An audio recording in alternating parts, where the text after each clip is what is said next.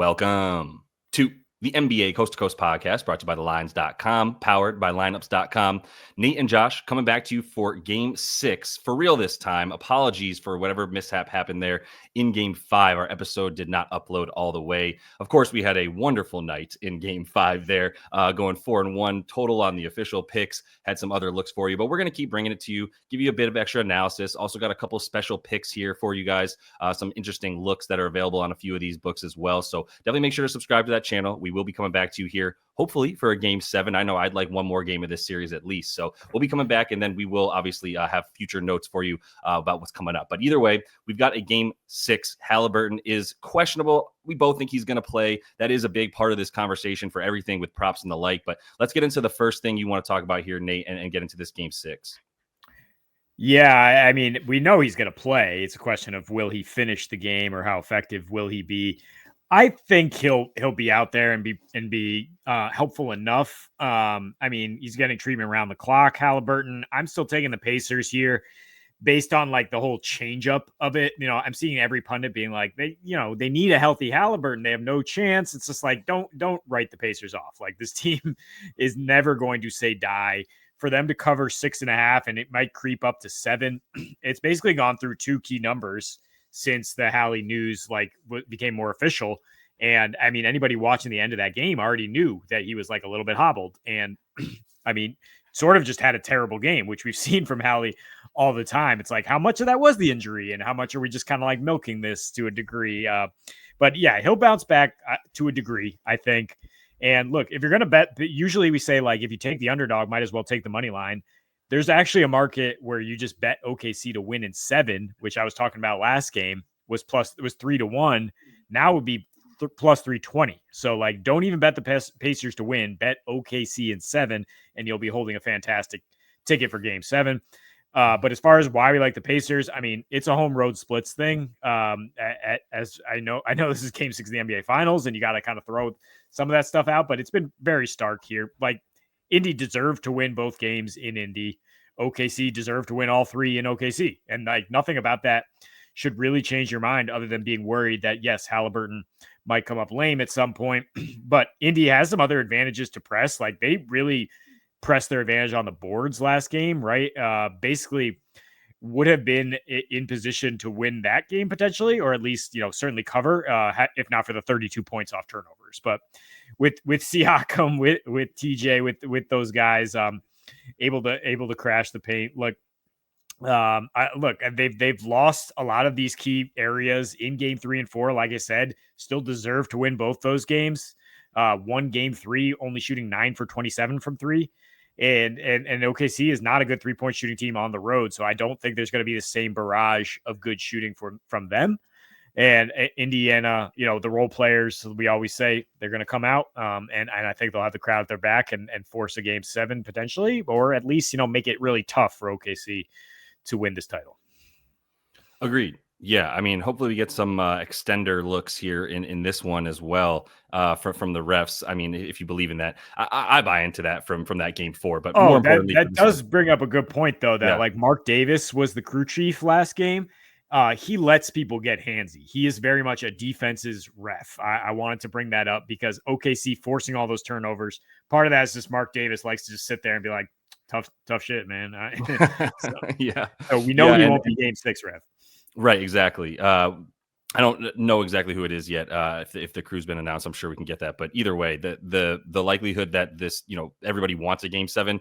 I'm not going to get into the conspiracy stuff. I'll stick to this. The ways that this gets better is stop turning the ball over, man. It's so painful to watch. A lot of have you ever seen so many inbound play turnovers where you just throw it to the other team? I can't believe what I'm watching sometimes. And look, there's might just be this little aspect of nerves come into play, and then you just black out for a minute and just do some dumb stuff because of how nervous you are or what have you. But I just, it's odd. And I think it can be easily corrected. And that's such a big part of this for the Pacers. And like in the last game, first of all, 9.5 was the spread. There were 3 shots at the end of the game for the Pacers that they could have brought it to 9 points. So the betting public was very tuned in to every last possession of that last game. And it does just sort of, to me, put a notch in favor of continuing to take the underdog at a 7-point spread when, like we keep saying, especially in Indy in this spot, there's nothing to tell us that, like, Indy is that much worse than OKC, at least in the way that they play, the sum of their parts being greater than the whole, perhaps,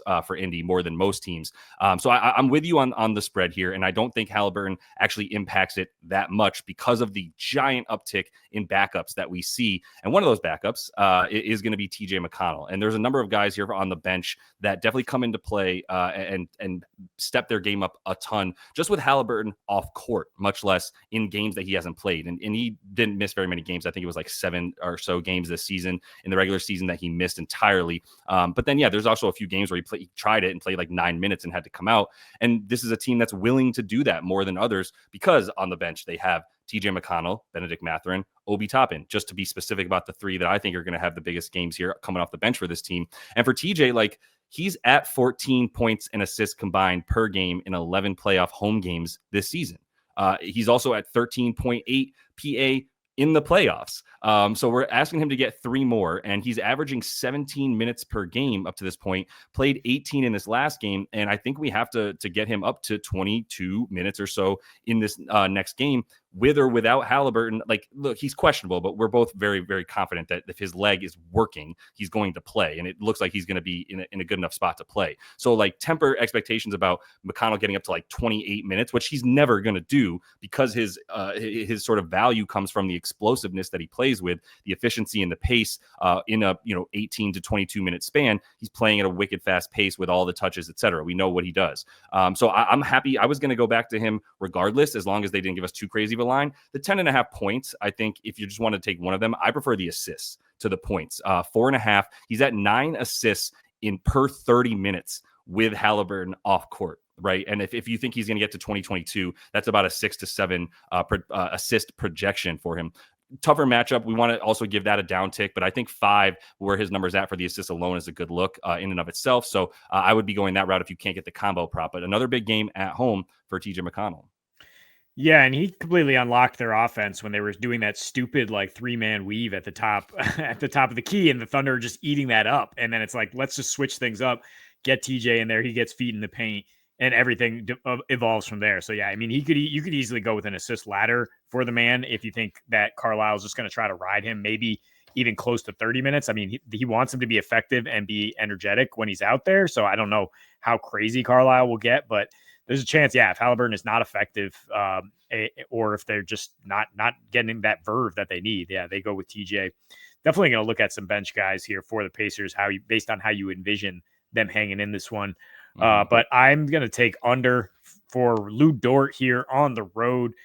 Points and assists, 9.5. I mean, look, 42 of his 45 points are on threes in this series. He has like 1 made field goal inside the 3-point arc. And last game he hit 3, right? If you'll play it back in your mind, one was the ugliest wing bank you'll ever see. And then he hit 2 down the stretch in the fourth quarter off SGA dimes. I'm not saying that's not sustainable, but what that shows you is the Pacers understand their assignment is make Lou Dort dribble. Do not let him shoot the 3, even though he's not the most consistent 3-point shooter, especially on the road. Like, we're going to make him put it on the floor. He's not really an assist threat.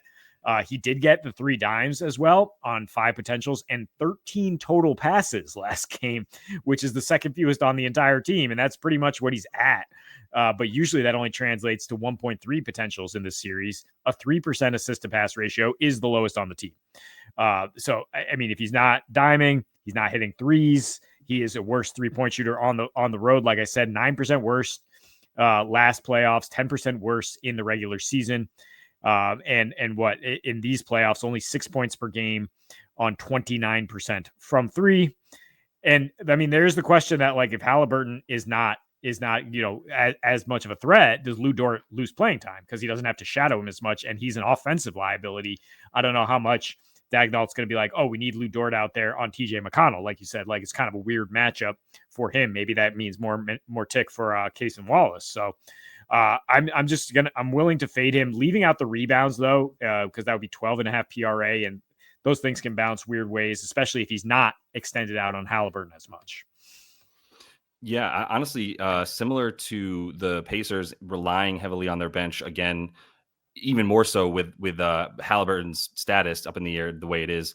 Like I could see the bench being increased as well for the Thunder, because as you talk about matchups with Mathurin coming on the court, with and that'll be his matchup. I think if Mathurin, he's not like Halliburton's going to play. Let's run under that assumption. If he does play, right, it's still like you said, are his minutes going to be high enough to keep Lou Dort on the court as much? And is Lou Dort's value so much tied to that defense that you can get Aaron Wiggins in for a few more minutes and stuff like that? Could be the case. But yeah, I don't think Dort is a great matchup for TJ McConnell when he relies on just being strong as hell and not letting guys out muscle him or power him. But TJ McConnell is so shifty and low to the ground. I wouldn't love that matchup for him, like you said, so you can get other guys with better offenses of games on the court. But this man, J-Dub, certainly not going to be fading him like we went to. I tried too many games fading him. Let's put it that way, especially once he started to show that aggression in like the fourth quarter of game 2 was when it was like, oh no, we should probably stop fading this dude. Well, I have no problem with the 33.5 PRA or really any of the props that he has individually there.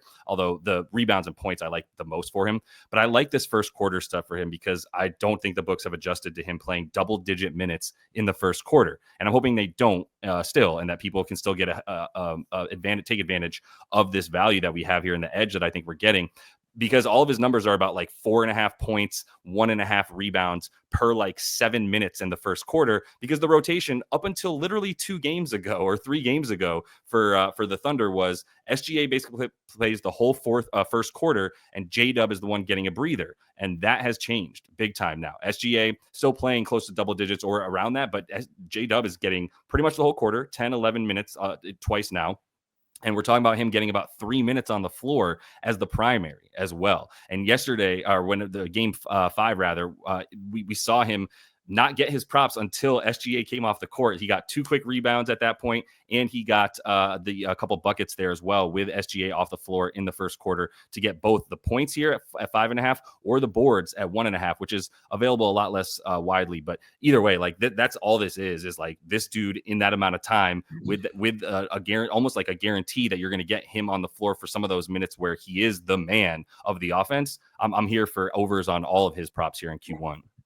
Yeah, I mean, the assist market is also very intriguing. He came out so aggressive, not only scoring, but at playmaking. And I think that's by design for OKC to be like, let's soften it up a little bit for SGA, right? Let's establish J-Dub. You mentioned the minutes, but especially with the usage, I think he had 3 dimes in the first quarter last game, and definitely could have had more. So, yeah, like it all. Clearly a coming out party for the young superstar here. But on the other end, yeah, you mentioned Benny Matz here. I mean, this is an interesting play when they put you on the hook here at 10.5. I might be looking at some bench parlays, right? Like Benny Matz to get 8, TJM 10, Obi Toppin 5 rebounds, that kind of thing, 2-1. As just how do you envision the Pacers hanging in this game? Like I'm saying, it's these athletes off the bench. They got to make a big impact, and they have basically in most home games. I mean, Benny has gotten 22 plus minutes in 3 of the last 4. He's the 3rd leading scorer on the team in that span because Miles Turner, like I said, got the yips. I mean, he was lucky to even get close to the hook, by the way, in that last game. I mean, and he can get his own shot. I mean, him and Siakam are basically the only 2 dudes who are athletic enough to just like, I mean, and TJ can surprise people, but to really just like get to the rim against this Thunder squad, right? Last 2, only 7.5 points per game, but 100% of his 2s were unassisted, Benny, and also 12 free throw attempts, right? So, I mean, that's going to be sustainable. If Hallie is limited and Siakam is doubled, it's going to be an outlet. It's just get the ball to him.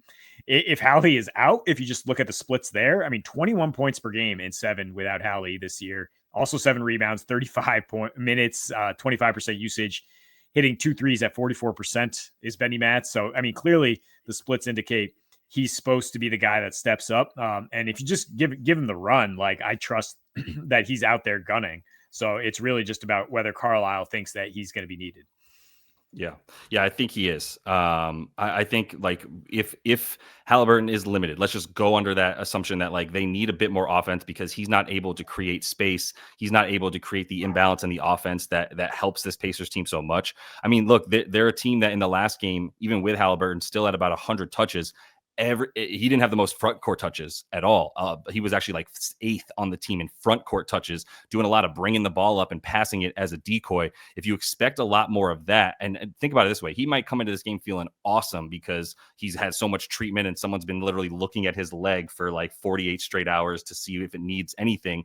Well, the minute you step on a basketball court and put that strain on that thing for an NBA finals game 6, like who knows how that's going to flare up in a way that how limited will he be, even if he's out there as that decoy, in which case the front court touches go to the Pascals. If he's out there, the Matherins, the TJ McConnell, everybody else is going to get those front court touches uplifted the way they did in the last game, where everybody was at like 35 plus for the Pacers, including like Obi was at like 28 touches, higher than their front court touches specifically, higher than their normal amount. And this is a guy that I think you take some alts on him too. Like I think you go 15 plus points for Bennett for Matherin in this one and play some of that high upside that if he gets up to 25 to 28 minutes, like 15 plus is a bucket for him. So definitely love Benedict Mathurin in this game. The rebounds are also still low. He had like 11 rebound chances in the last game to get 8 of them, 8 boards. And that was in the 22 minutes alongside, Halliburton being out there. So still like Benedict Matherin's like core stuff as it is. If you expect a big game at home for this role player, which I think they're going to need him out there. So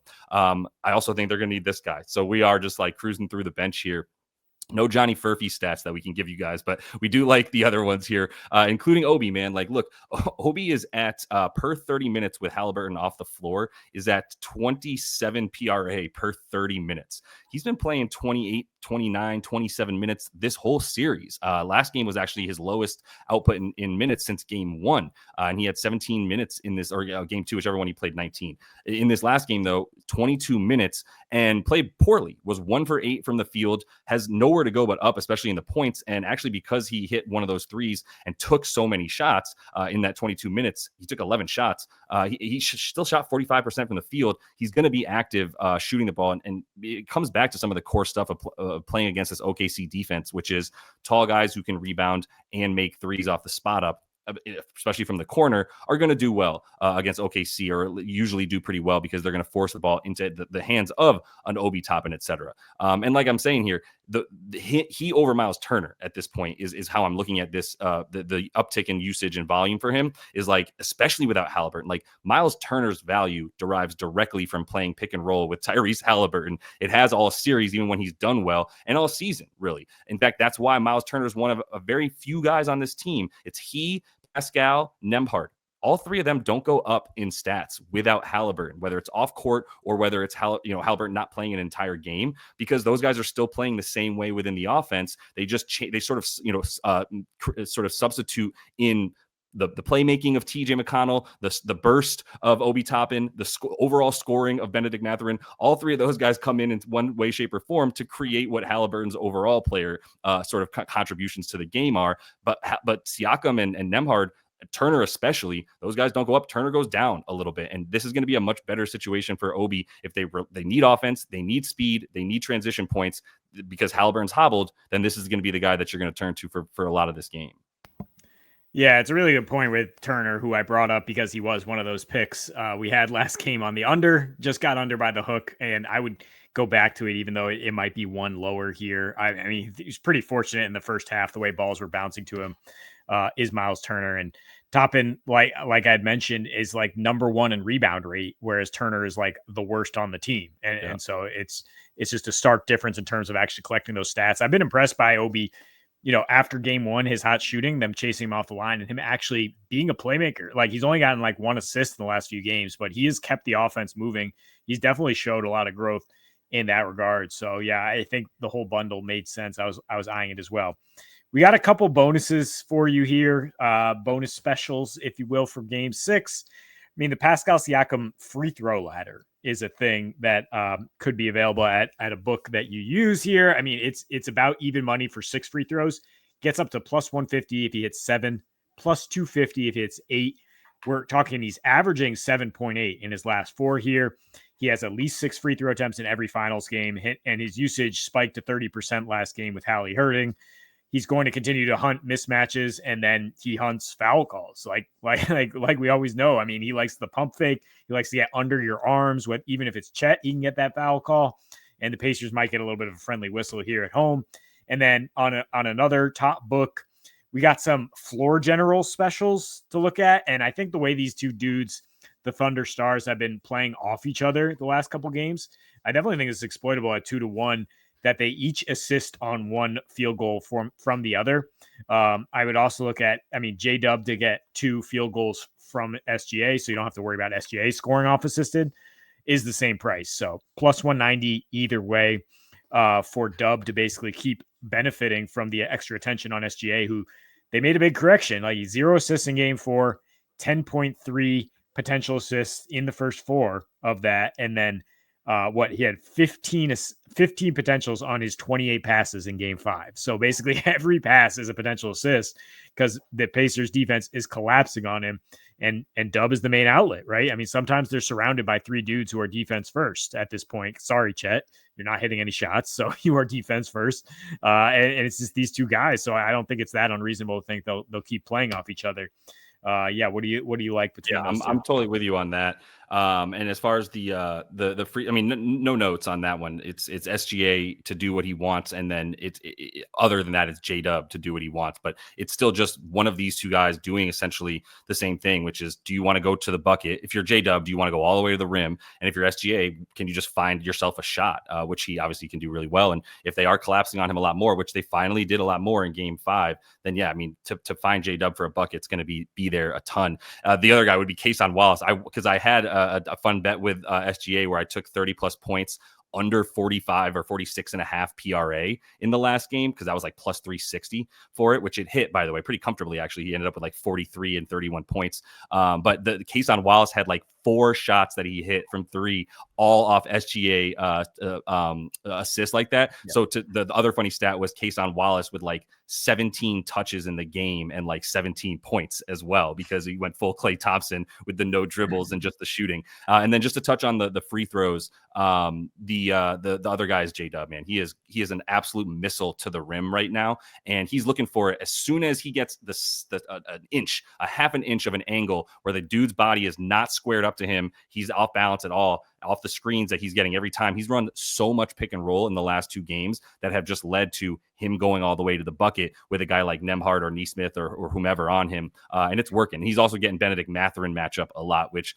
love you, Benedict Mathurin, not a plus defender by any means. So yeah, there's a lot to like for the J-Dub free throws as well. Both those guys, he and Siakam, still getting plenty of value on those. But that is all the time we have for you in this Game 6 episode. Again, apologies about the Game 5 mishap there, but we are back in full for this one. So hopefully you guys are getting something out of this, including the bonus bets we're bringing you. We'll be back here for a Game 7 if we have it. Otherwise, next time you'll see us probably going to get some future stuff out and look at some markets to wrap up the season with you guys. But either way, until we see you next, happy betting.